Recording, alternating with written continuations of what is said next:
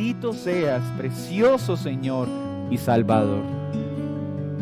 Cristo Jesús. Amén. Y amén. Bueno, mis hermanos, vamos a ubicarnos por favor en el estudio que estamos realizando de Hechos de los Apóstoles y le invito a que me acompañe por favor a Hechos capítulo 19. Hoy vamos a estudiar del versículo 23 al versículo 41. Nos encontramos en el tercer viaje misionero de Pablo y hoy hablaremos acerca del mercantilismo religioso en ruinas por causa del Evangelio. Hechos 19, 23 al 41. Hubo por aquel tiempo un disturbio no pequeño acerca del camino, porque un platero llamado Demetrio, que hacía de plata templecillos de Diana, daba no poca ganancia a los artífices, a los cuales, reunidos con los obreros del mismo oficio, dijo: varones, sabéis que de este oficio obtenemos nuestra riqueza. Pero veis y oís que este Pablo, no solamente en Éfeso, sino en casi toda Asia, ha apartado a muchas gentes con persuasión, diciendo que no son dioses los que se hacen con las manos. Y no solamente hay peligro de que este nuestro negocio venga a desacreditarse, sino también que el templo de la gran diosa Diana sea estimado en nada y comience a ser destruida la majestad de aquella a quien venera toda Asia y el mundo entero. Cuando oyeron estas cosas, se llenaron de ira y gritaron diciendo: grande es Diana de los Efesios. Y la ciudad se llenó de confusión. Y a una se lanzaron al teatro, arrebatando a Gayo y Aristarco, macedonios compañeros de Pablo. Y queriendo Pablo salir al pueblo, los discípulos no le dejaron. También algunas de las autoridades de Asia, que eran sus amigos, le enviaron recado, rogándole que no se presentase en el teatro. Unos pues gritaban una cosa y otros otra, porque la concurrencia estaba confusa y los más no sabían por qué se habían reunido. Y sacaron de entre la multitud a Alejandro, empujándole los judíos. Entonces Alejandro, pedido silencio con la mano, quería hablar en su defensa ante el pueblo. Pero cuando le conocieron que era judío, todos a una voz gritaron casi por 2 horas: grande es Diana de los Efesios. Entonces el escribano, cuando había apaciguado a la multitud, dijo: varones efesios, ¿y quién es el hombre que no sabe que la ciudad de los Efesios es guardiana del templo de la gran diosa Diana y de la imagen venida de Júpiter? Puesto que esto no puede contradecirse, es necesario que os apaciguéis y que nada hagáis precipitadamente. Porque habéis traído a estos hombres sin ser sacrílegos ni blasfemadores de vuestra diosa. Que si Demetrio y los artífices que están con él tienen pleito contra alguno, audiencias se conceden y procónsules hay. Acúsense los unos a los otros, y si demandáis alguna otra cosa, en legítima asamblea se puede decidir, porque peligro hay de que seamos acusados de sedición por esto de hoy, no habiendo ninguna causa por la cual podamos dar razón de este concurso. Y habiendo dicho esto, despidió la asamblea. Como ya les dije, el título es Mercantilismo religioso en ruinas por el Evangelio. La iglesia enfrentó, desde el primer siglo una gran persecución. Tuvo que lidiar con diversos enemigos, tanto externos como internos. Hemos visto en este ejercicio cómo la religión organizada se levantó contra la iglesia por causa de la predicación del Evangelio. Como los prejuicios, la envidia y la hipocresía también intentaron hacer lo suyo. Como el ataque feroz de los judaizantes sin victoria hizo frente a la iglesia, mas el Señor la preservó. El paganismo, la adivinación y las fuerzas demoníacas también intentaron hacer lo suyo contra la iglesia. La reiterada persecución de líderes religiosos, la filosofía de este mundo que Pablo enfrentó en Atenas. Falsos siervos de Dios y, como lo vimos el miércoles pasado, la hechicería y la adivinación. Ahora, en nuestra sección presente aparece el mercantilismo religioso. Donde quiera que la iglesia presente valiente y fielmente el evangelio, habrá persecución del mundo de las tinieblas. Escuche esto. Donde quiera que la iglesia presente fielmente el evangelio, habrá persecución de las tinieblas. Habrán ataques externos o internos. La única forma de que una iglesia de Cristo no enfrente persecución es porque está descuidando su deber en medio de este mundo. Pero siempre en uno u otro sentido seremos atacados. Alguien escribió lo siguiente: el reino de Dios progresa y hace sentir su influencia en la provincia de Asia Menor. Cuando el reino de Dios avanza, Satanás debe ceder terreno. Pero el príncipe de las tinieblas no se rinde fácilmente. En este caso, en el caso de nuestro estudio, moviliza las fuerzas de los adoradores de ídolos en Éfeso y provoca una revuelta. Esta porción entonces nos deja ver el constante ataque que Satanás intenta contra la iglesia. Busca frenar el avance del reino de Dios por todos los medios posibles. Pero siempre Dios asegura el avance eficaz de su reino. Del versículo 23 al 27 vamos a ver un mercado religioso en quiebra por causa del evangelio. Del 28 al 34, una turba enceguecida que ataca al pueblo de Dios. Y en los versículos 35 al 41, Dios providencialmente sigue dando victoria a su pueblo. Veamos entonces la primera parte. Pablo ha quedado durante 3 años ejerciendo su ministerio en Éfeso. Como vimos el miércoles pasado, esto causó una transformación total de la ciudad y sus habitantes, a tal punto que quedó expuesto que algunos tenían un conocimiento meramente intelectual de Dios, de algunos aspectos de Dios según en la Escritura, pero no tenían un conocimiento pleno de Cristo como el Mesías. Pablo hizo esa corrección doctrinal enseñando quién es Cristo y el papel de Cristo para salvación. En ese mismo ejercicio enfrentaron unos hombres que se dedicaban a exorcizar falsos siervos de Dios que intentaron usar el nombre de Jesús, pero quedaron en total vergüenza.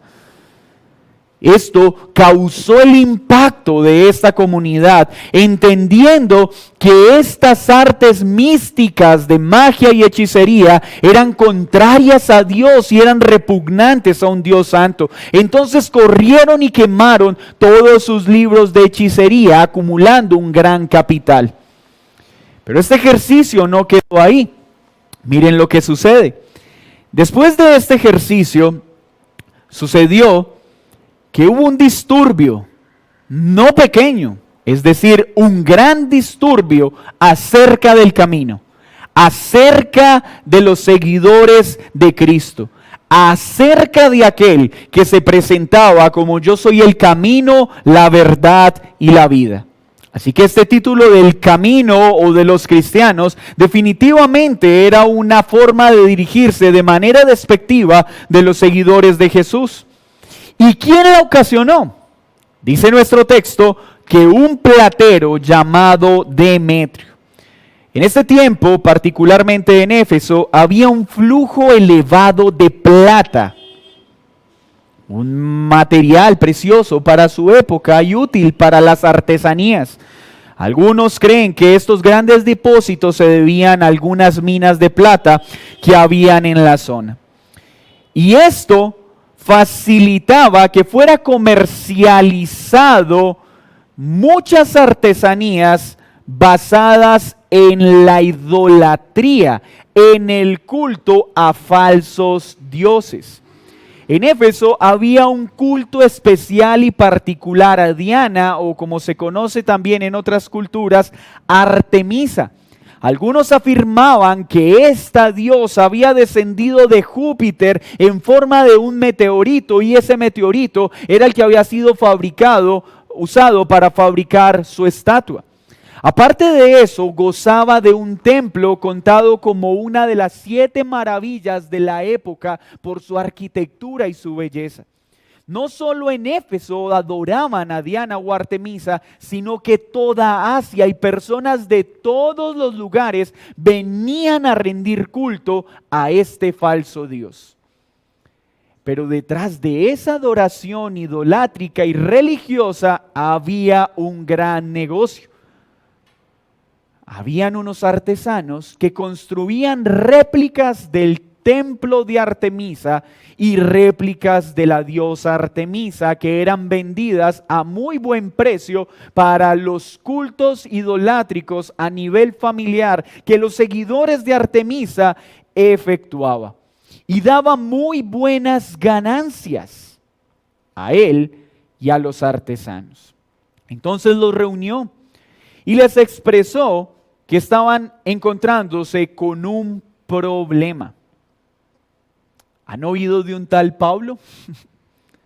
¿Y han oído de lo que este Pablo viene enseñando desde que se estableció en este lugar? Y no solo en Éfeso, sino casi en toda Asia. Demetrio está muy preocupado. Este tal Pablo se está convirtiendo en un problema para nuestro negocio, pues el mercantilismo religioso a nivel histórico ha sido una forma de lucrarse en gran medida para ciertos hombres. Así que reúne a estos hombres para expresar su necesidad y les expresa el porqué. Quiere decir que él ha escuchado la predicación de Pablo. Y miren lo que les manifiesta. Dice lo siguiente: ha apartado a mucha gente con persuasión, diciendo que no son dioses los que se hacen con las manos. ¿Dónde escucharía este hombre acerca de esta enseñanza? ¿Recuerdan que Pablo había enseñado en su discurso en Atenas que los dioses que eran hechos con manos de hombres no era el Dios verdadero? Y que esos dioses fabricados con manos no debían ser adorados. Y esa era la esencia de la predicación a la audiencia gentil cuando Pablo exponía el evangelio. Mostrar que los dioses que ellos adoraban no eran dioses reales, que había un solo Dios verdadero que no podía ser contenidos en templos fabricados por hombres ni por ídolos hechos de manos. Que ese Dios verdadero fue el que creó los cielos y la tierra y no vive en esos lugares. Así que Demetrio había hecho bien la tarea. Muy seguramente escuchó o averiguó a qué se debía que el comercio de estatuas, de réplicas del templo se hubiera venido abajo. Recuerden que Pablo llevaba ya 3 años y el negocio se estaba viniendo a pique. La razón, el avance del evangelio de nuestro Señor Jesucristo. ¿Y por qué pasó esto? Pues mis hermanos, cuando el evangelio es predicado fielmente, siempre afectará y trastornará completamente la ciudad donde es enseñado.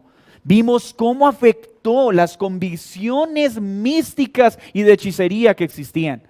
Ahora sigue afectando ese corazón idólatra que rendía culto a las imágenes. Y entonces cuando el evangelio se predica, todos estos negocios pecaminosos van a perder clientela. Cuando un creyente entiende el evangelio, cuando un hombre entiende el evangelio y se hace creyente, es un cliente menos para los negocios de estatuas, de imágenes. Es un cliente menos para los prostíbulos. Es un cliente menos para las cantinas. Es un cliente menos para las casas de azar. Es un cliente menos en las casas de juego. Y para estas instancias será molesto el evangelio porque afectará significativamente sus ingresos. En este caso, había un nicho económico pecaminoso que estaba construido en el culto a dioses falsos. Y el evangelio estaba causando un detrimento significativo a ese entorno económico. Entonces este hombre no solo hace una persuasión con respecto a la situación económica. Miren lo que dice el versículo 27.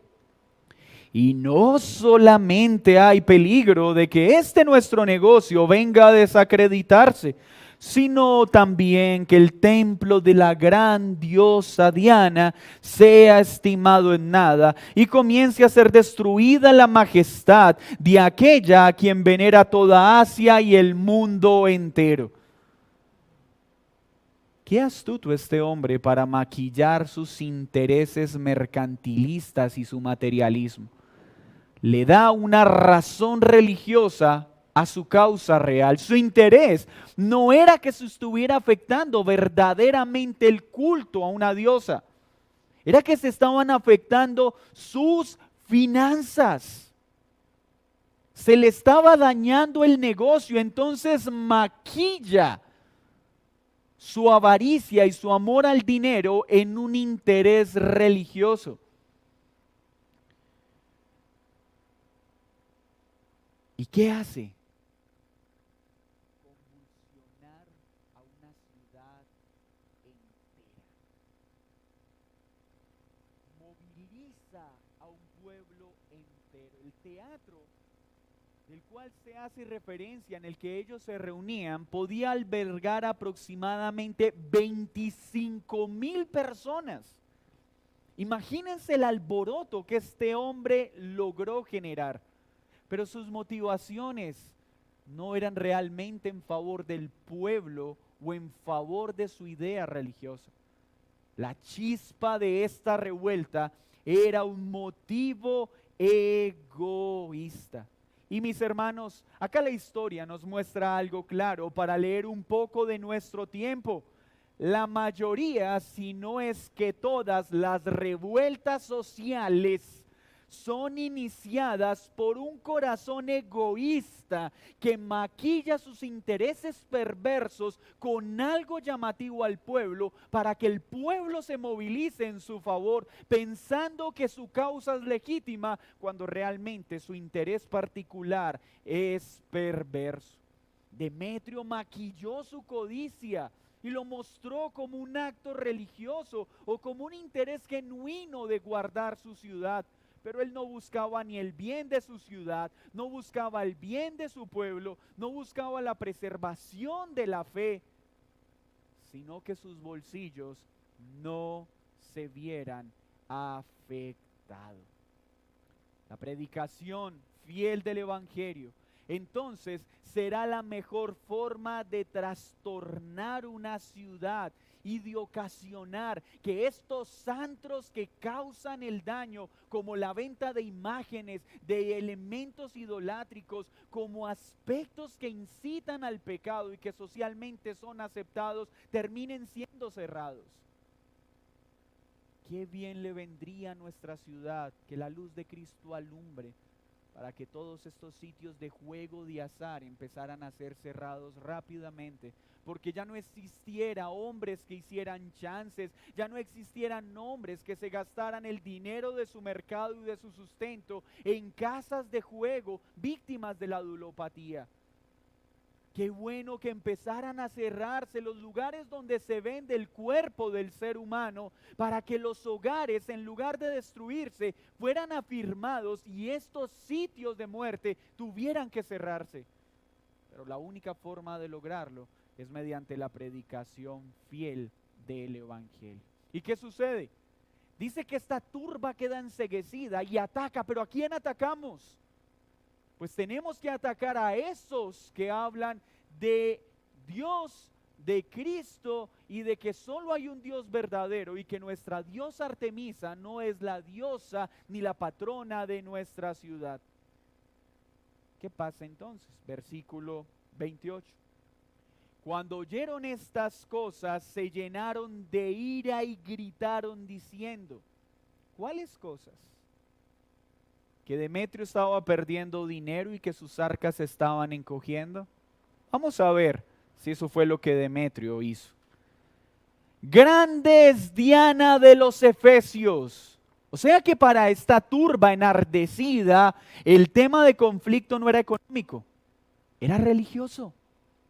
Ellos creían que era una defensa legítima de los intereses de la ciudad, pero realmente era el interés de un hombre, un solo hombre, que estaba viendo afectadas sus finanzas, que convenció a otros que estaban viendo afectadas sus finanzas para trastornar una ciudad completa. Mis hermanos, el corazón egoísta de un hombre puede llegar a tal punto de querer desestabilizar una ciudad por completo, una nación por completo, sin importar el precio que eso cause, con tal de lograr sus propios fines. Y esto no es nuevo, y esto no pasa solo en Colombia, esto ha pasado en toda la historia y pasa en todos los países. Versículo 29. Y la ciudad se llenó de confusión y a una se lanzaron. Confunde, divide y reinarás. Así que se lanzaron al teatro y arrebatando a Gayo y Aristarco, macedonios, compañeros de Pablo. ¿Contra quién se fueron? Contra la iglesia. Seguramente, y esto es obvio por el contexto, iban tras Pablo y no lo encontraron. Entonces tomaron mano a aquellos que encontraron que permanecían con Pablo. ¿Y qué sucedió en ese momento? Pablo quería salir al pueblo, pero los discípulos no lo dejaron. Y hermanos, es importante leer de forma correcta lo que Pablo está haciendo. Pablo no quería salir de manera irresponsable a martirizarse. Pablo lo que está mostrando es ese sincero deseo que lo acompañaba de hablar de Cristo y defender el nombre de Cristo, aunque su vida estuviera en riesgo. Pablo no dudó en si era necesario presentarse ante estas 25,000 personas, aún corriendo el riesgo de ser asesinado, para mostrar el evangelio y confrontar esta turba enaltecida.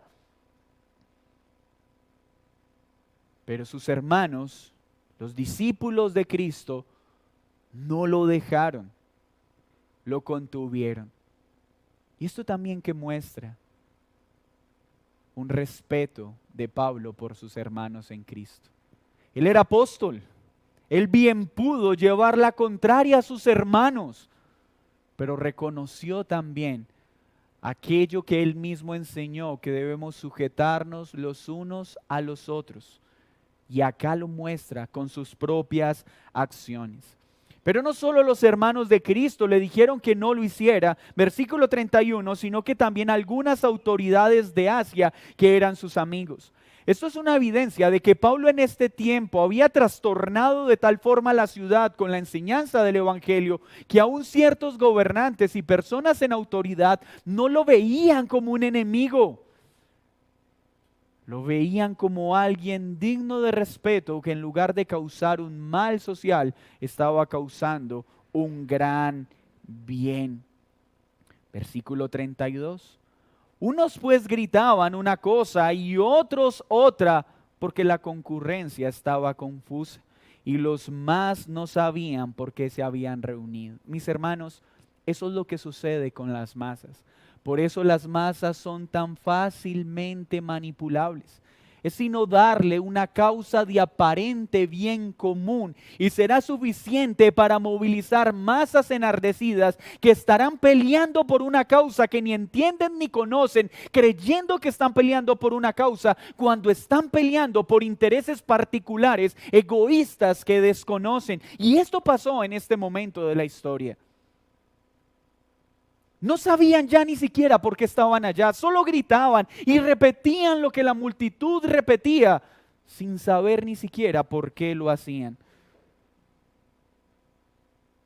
Y sacaron de entre la multitud a Alejandro, empujándole los judíos. Este era un acto común.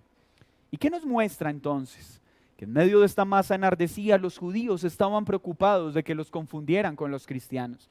Empujan a Alejandro. Esto indica que habían hablado muy seguramente con Alejandro para que los defendiera y dejara claro que ellos no tenían que ver nada con estos cristianos que estaban causando, entre comillas, tal alboroto. Entonces Alejandro, pedido silencio con la mano, quería hablar en su defensa ante el pueblo. Pero cuando se dieron cuenta que era judío, gritaron casi por 2 horas. ¿Se imaginan ustedes esto? Grande es Diana de los Efesios. Grande es Diana de los Efesios. Estaban ahí. Tenían una ciudad patas arriba, literalmente.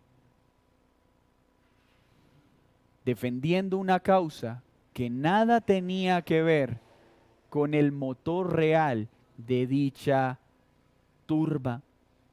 Gayo y Aristarco estaban en peligro.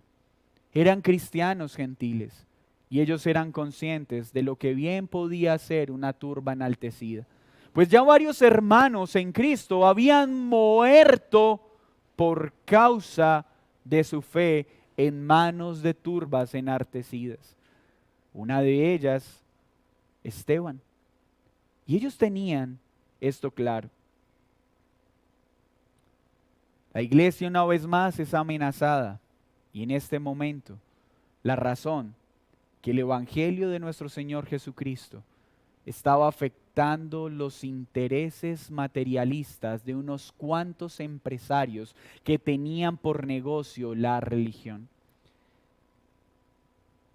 Esto tiene mucha incidencia para nuestro tiempo, pues mis hermanos, la predicación fiel del evangelio, la predicación fiel de la palabra de Dios es enemiga de estos negocios mercantilistas que hoy existen en nombre de la fe.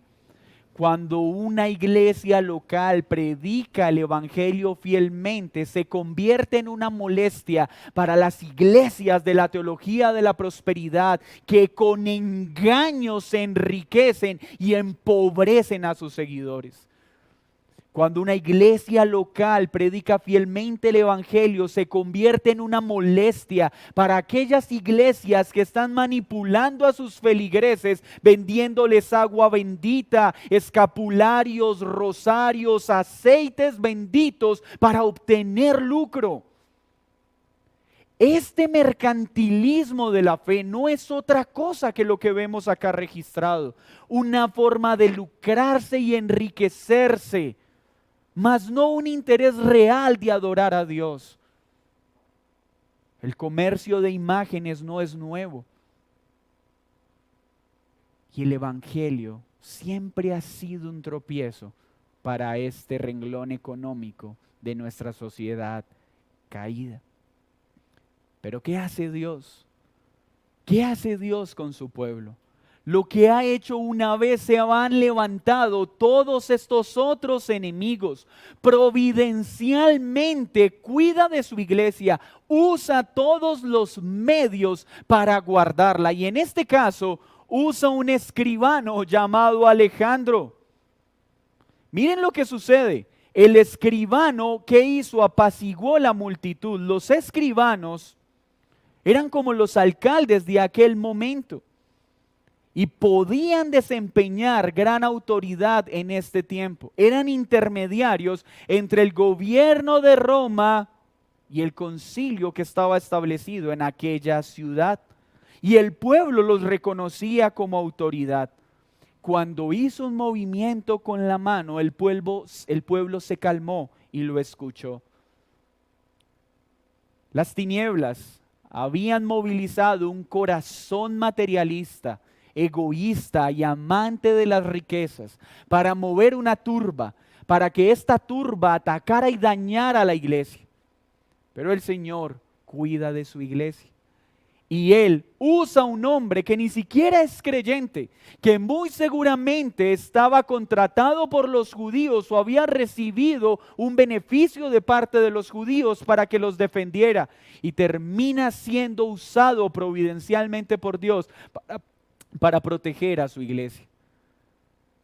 Mis hermanos, Dios es experto en usar a quien menos nos imaginamos para cuidar y guardar a su pueblo. Así este hombre fue usado sin darse cuenta por Dios mismo para que estos creyentes no fueran asesinados por la turba y para que el evangelio pudiera seguir avanzando sin problema. ¿Qué hubiera hecho una turba de 25,000 personas con un puñado de cristianos que estaba establecido en Éfeso? Hubiera sido una masacre absoluta. Pero el Señor, el mismo que con el poder de su palabra creó todo lo que existe, simplemente tuvo que usar a un hombre para calmar y apaciguar una turba enardecida. Satanás siempre atacará a la iglesia del Señor por todos los medios, pero Dios siempre mostrará su poder soberano para cuidar su amada y preservarla firmemente hasta el fin. Este hombre entonces no solo calma la turba, sino que le causa gran vergüenza, pues termina defendiendo a estos dos creyentes diciendo: en ellos no hay mal alguno. Ustedes no pueden acusarles, pues estos hombres no han hecho nada de lo que ustedes están alegando. Y si existiera algo, hay un conducto regular legal que ustedes deberían utilizar. Hay instancias a las que ustedes deben acudir para tratar estos asuntos legales. La turba, la violencia no es la forma de tratar estos asuntos.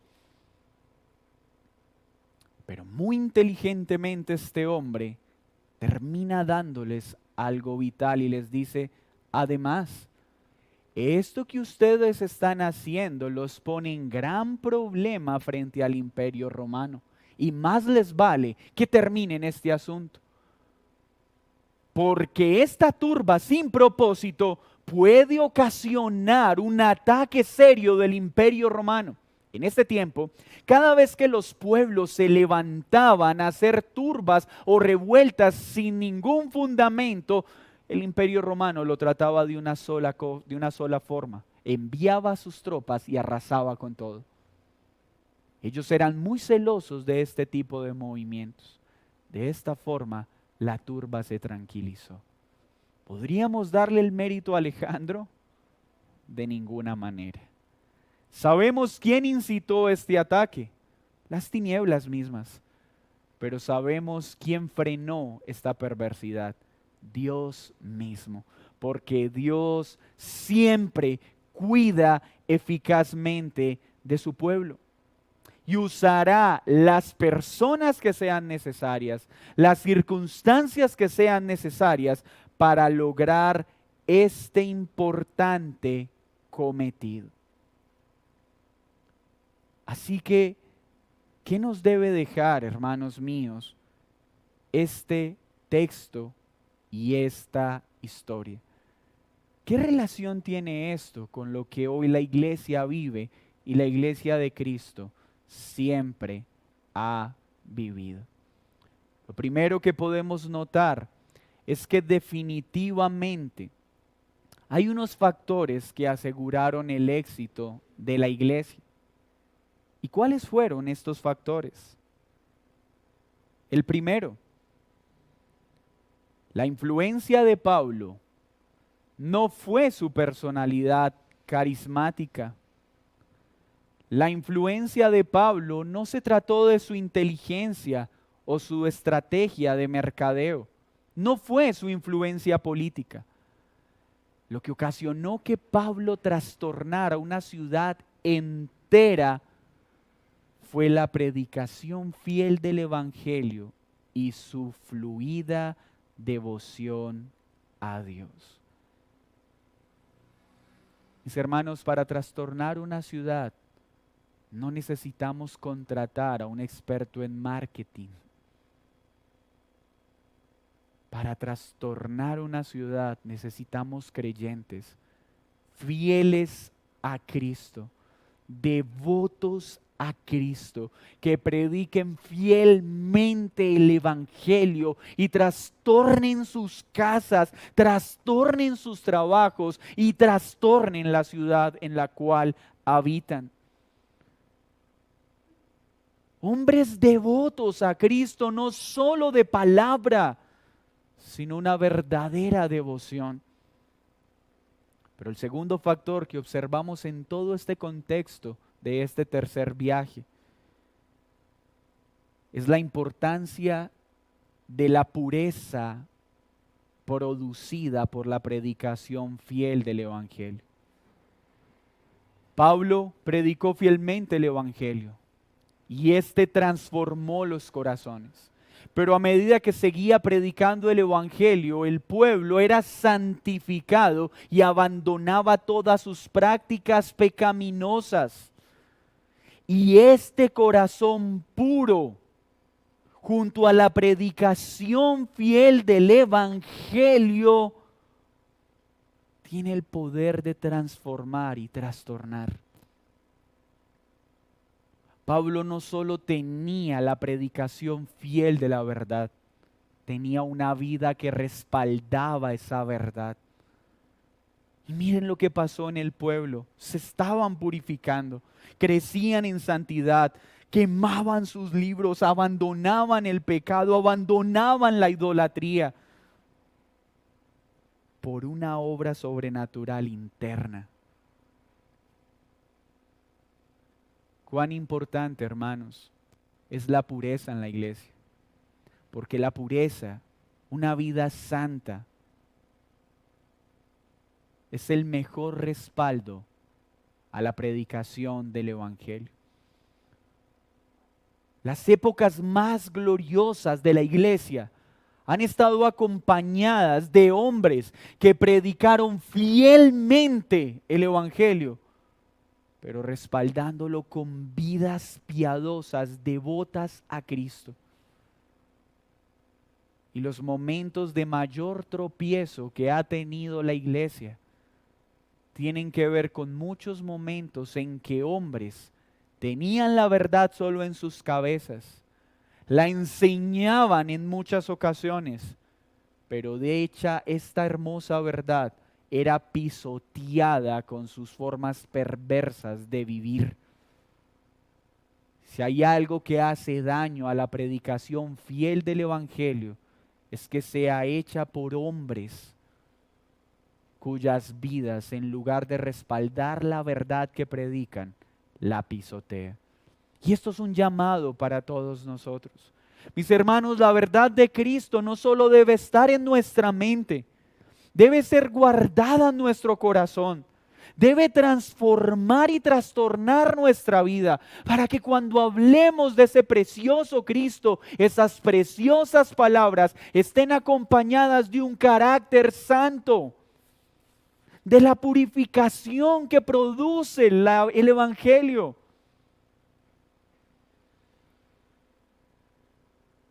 Y el tercer factor que también observamos es que la iglesia obró con sabiduría,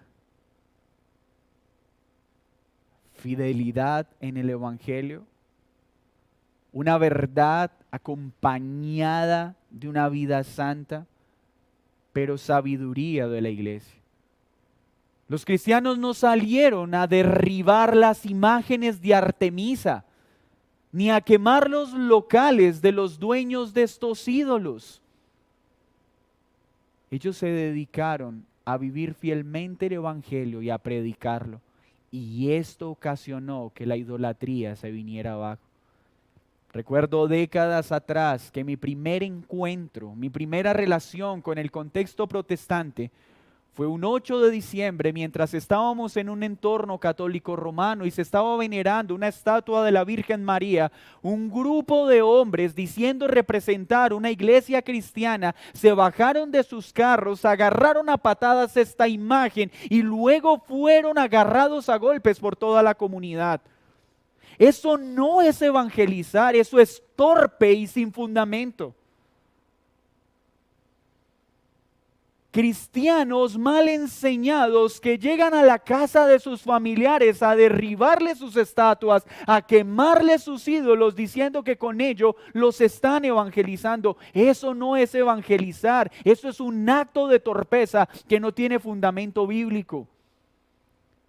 Pues el papel de la iglesia de Cristo no es derribar estatuas físicas, sino derribar los ídolos que hay en los corazones mediante la predicación del Evangelio. Pues cuando tú tumbas una estatua de yeso, haces que el corazón del idólatra lo abrace con mayor fuerza en su corazón. Pero cuando tú trastornas un corazón por el Evangelio, ese corazón transformado por el Evangelio, de manera natural se deshará de cualquier ídolo. Y eso fue lo que pasó en este contexto.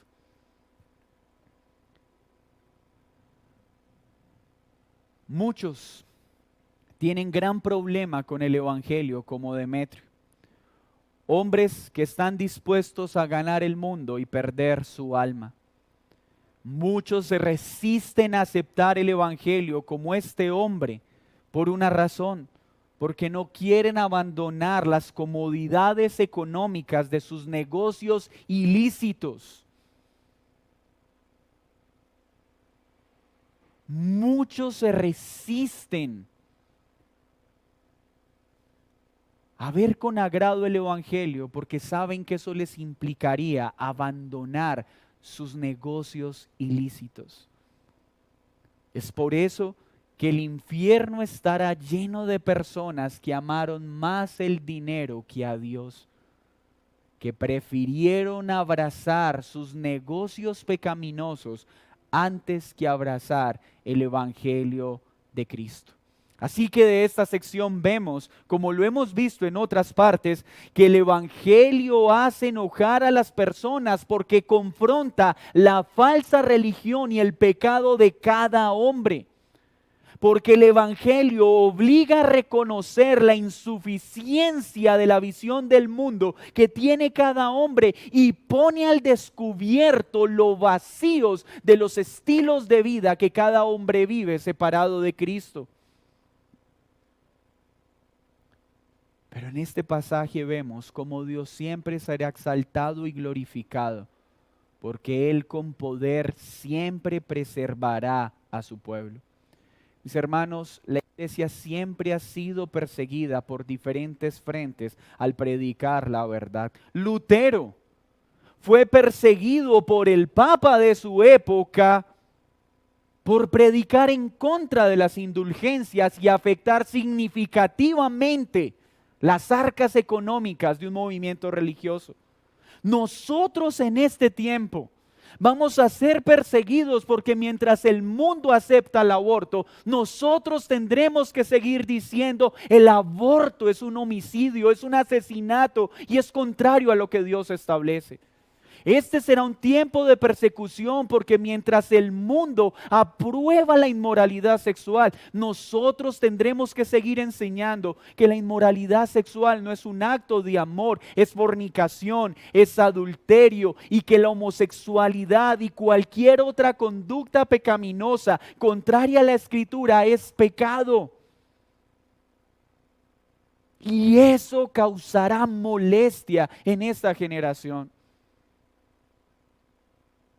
Y muchas veces seremos perseguidos. Porque hoy mientras muchos incitan a que no te cases, solo debes irte a vivir con una persona porque donde hay amor, eso es lo que importa. No, eso no se llama amor, eso se llama fornicación. Y no agrada a Dios.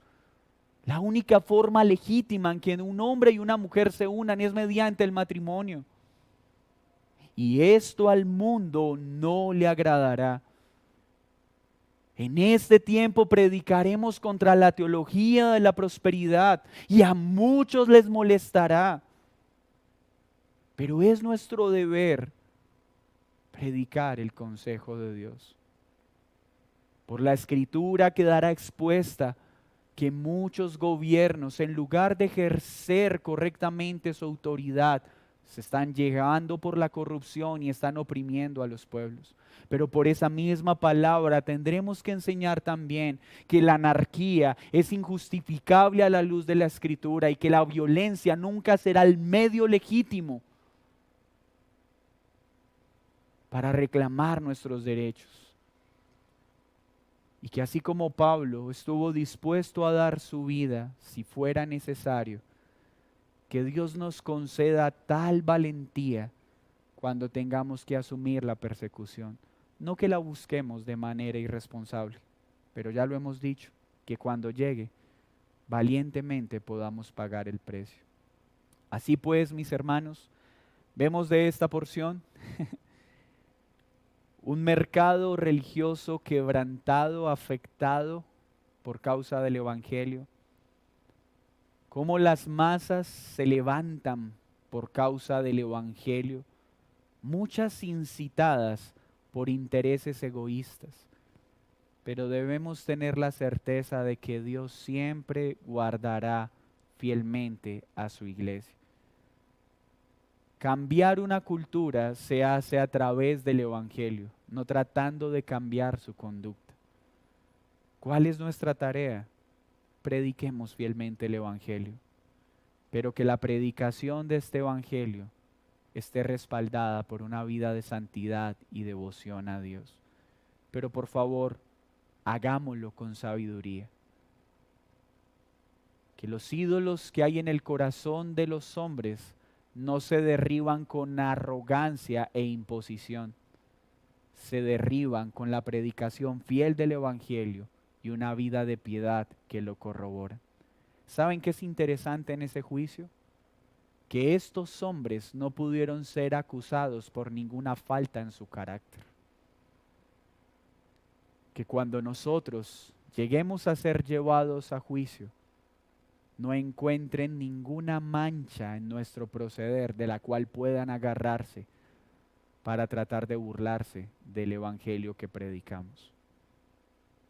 Que no tengan de dónde agarrarse, que no haya nada en nuestra conducta por la cual los hombres puedan llevarnos presos. Que lo único que puedan hacer sea acusarnos de amar a Cristo con todas nuestras fuerzas. Y por último, querido amigo o amiga que no has creído, tal vez tú no te reconozcas como idólatra, pero déjame decirte algo. El corazón de todo aquel que está sin Cristo es una cueva de ídolos. Y a menos que hoy vengas a Cristo, seguirás siendo esclavo del pecado y seguirás caminando rumbo a tu destrucción. Ven a Cristo. No sigas adorando más ídolos de yeso. No sigas adorando más ídolos fabricados por mano de hombre. Pues el Dios vivo no puede estar contenido ni en una estatua ni en un templo de hombres. Él gobierna con poder y está presto a salvar a todo aquel que venga en arrepentimiento. Señor, muchas gracias por esta noche, gracias por este tiempo. Es un privilegio poder hablar aún con plena libertad lo que tu palabra enseña. Que nunca tengamos en poca estima este privilegio. Pues mucho, Señor, por predicar cosas como las que hoy hemos hablado, han sido llevados a prisión, separados de sus familias, de las iglesias en las que sirven. No sé si nosotros tendremos que vivir ese momento. Solo ruego que estemos firmes para cuando ese momento llegue. Y que cuando ese momento llegue, permanezcamos siendo fieles en la predicación del Evangelio, teniendo una vida santa que respalde el mensaje que predicamos y predicando con toda sabiduría. Te lo pedimos en el nombre de Jesús. Amén y amén. Mis hermanos.